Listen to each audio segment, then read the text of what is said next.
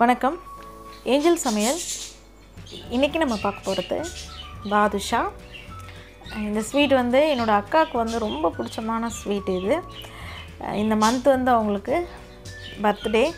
So அவங்களுக்காகவும் இந்த videos நான் சேர்த்து டெடிகேட் பண்ணுறேன். வாங்க இது எப்படி செய்யலான்றதையும் பார்க்கலாம். இது செய்கிறதுக்கு நான் 1 கப் அளவுக்கு மைதா எடுத்துருக்கிறேன்.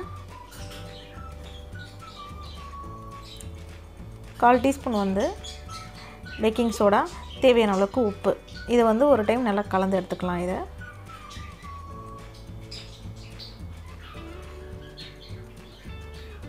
இப்போ இது கூட வந்து 2 டேபிள் ஸ்பூன் அளவுக்கு நெய் சேர்க்கிறேன்.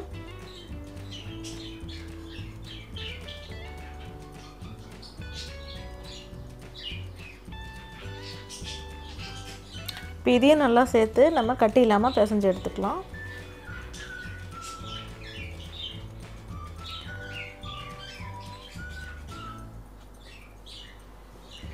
இன்றைக்கி வந்து நம்ம தண்ணி சேர்த்து நம்ம பிசைஞ்சு எடுக்க போகிறதில்ல. அதுக்கு பதில் தயிர் சேர்க்க போகிறோம்.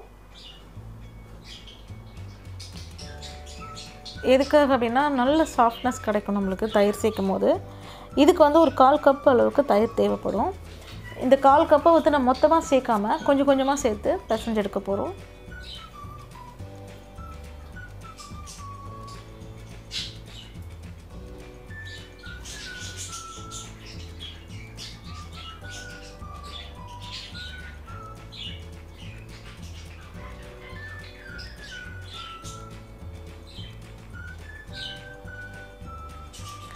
இதை வந்து நம்ம நல்லா பிசைஞ்சிட்டு ஒரு 15 நிமிஷம் போல் இதுக்கு நம்ம கவர் பண்ணி வைக்கணும்.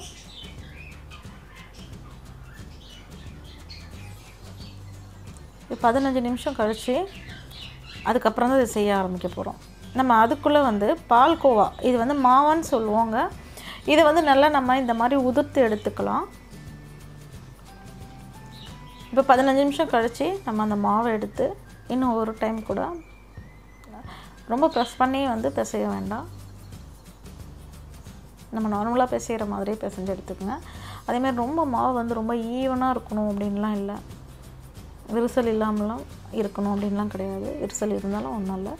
இப்போ இதை பார்த்திங்க அப்படின்னா நான் இதை குட்டி குட்டி பால்ஸாக நம்ம கட் பண்ணி எடுக்க போகிறோம்.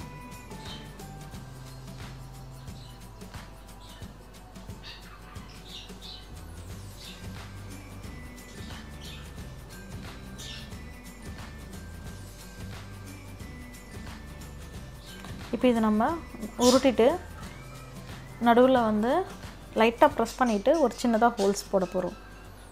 இப்போ இந்த மாதிரி எல்லாத்தையும் நம்ம செஞ்சு எடுத்துக்கலாம்.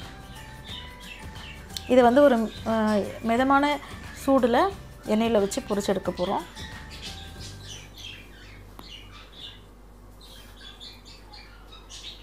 தீ ரொம்ப வச்சிடாதீங்க. எண்ணெய் ரொம்ப சூடாக இருந்துச்சுன்னா கருகுன மாதிரி ஆகிடும். இது 2 சைடும் இந்த மாதிரி பொரிச்சு எடுத்துடலாம். இப்போ இதுக்கு சுகர் சிரப்புக்கு 1 கப் நான் சுகர் எடுத்திருக்கேன். 1/2 கப் தண்ணி சேர்த்து நல்லா கரைய விடலாம். நல்லா கரைஞ்சதுக்கப்புறமா ஏலக்காய் வந்து 1 டீஸ்பூன் நான் சேர்த்து 1/2 டீஸ்பூன் நான் சேர்த்துருக்கேன். தேவைன்னா ஃபுட் கலரும் நீங்கள் சேர்த்துக்கலாம்.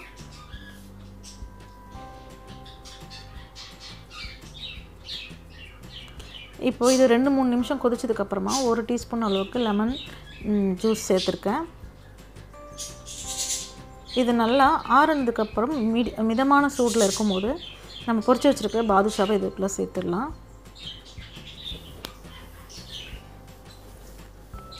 இதை வந்து நான் மூடி போட்டுட்டு ஒரு 10 நிமிஷம் போல் இதுக்கு நம்ம இதில் ஊற விடணும்.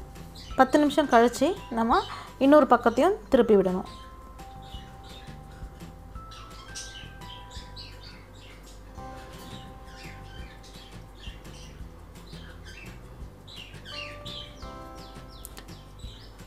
இதையும் ஒரு 10 நிமிஷம் இதில் ஊற விடணும்.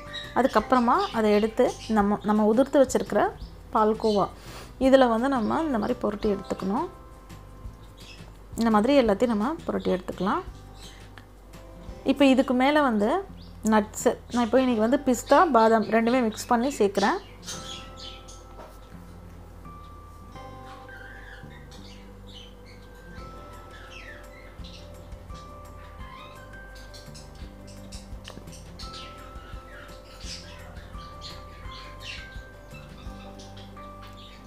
நம்முடைய பாதுஷா சூப்பராக ரெடி ஆகிடுச்சு.